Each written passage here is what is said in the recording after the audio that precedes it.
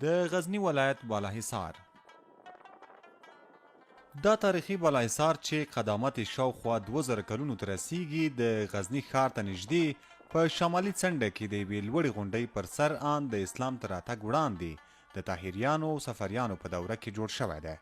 د غزنویانو په دوره کې له دې بالاحصار څخه د سلطان محمود او د سلطان مسعود د دربار او د کار د محل په توګه ترې ګټه اخیستل کېده. په دې اړه د غزني د اطلاعات او فرهنګ ریاست کې د ګرځندوی عمومي مدیر مزمل هوتک وایي غزنویانو د خپل امپراتورۍ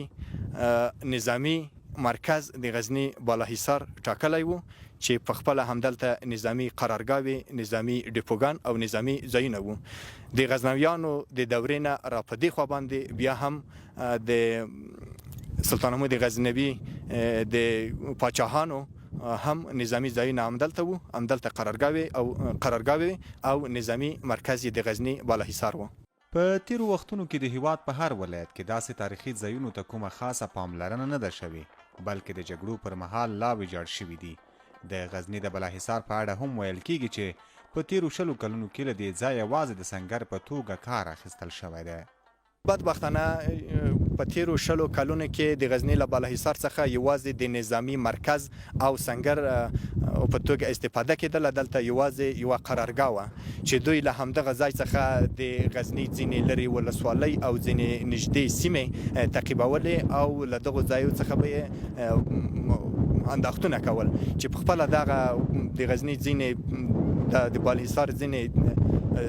دیوالونه تاسې ګورئ چې ډېر زیان ورته اوښتی دی. یو شمیر فرهنګیان او تاریخ پوهان بیا وایي چې د داسې تاریخي ځایونو ساتنه لکه د غزني بالاحصار چې تاریخي مخینه یې تر 2000 کلونو پورې رسیږي ډیره مهمه ده او زیاتوي که چیرته ویجاړې شوې برخې ورغول شي او سمه ساتنه وشي دا به د ډیرو بهرنیو ګرځندویانو د پام وړ وګرځي. لکه څنګه چې موږ ګورو تاریخي ځایونه په نوره نړۍ کې حتی په انګلستان کې چې یو ځای قدیمي وي نو د هغې که د چا ډېر عجل ضرورت هم وي د هغې یو خښت هم څوک نشي ایسته کولی. خو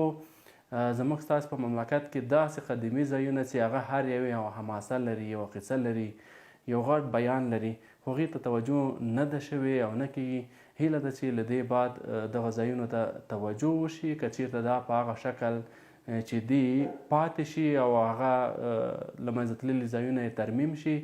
نو دا په راتلونکي کې یو دا ده چې د راتلونکو نسلونو لپاره تاریخ دی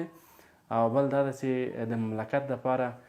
خورا زیات اقتصادي او فرهنګي ارزښت لري. د افغانستان په ډیری ولایتونو کې تاریخي ودانۍ شته دي. که چیرته یې ښه ساتنه او رغونه وشي د ډیرو بهرنیو سیلانیانو پام راړولی شي، خو په تیر کې ورته پام نه دی شوی او د جګړو پر مهال د ډیرو ناامنو ولایتونو تاریخي ځایونو او ودانیو ته هم زیان اوښتی دی چې یوازې د سنګر په توګه ترې کار اخیستل شوی دی.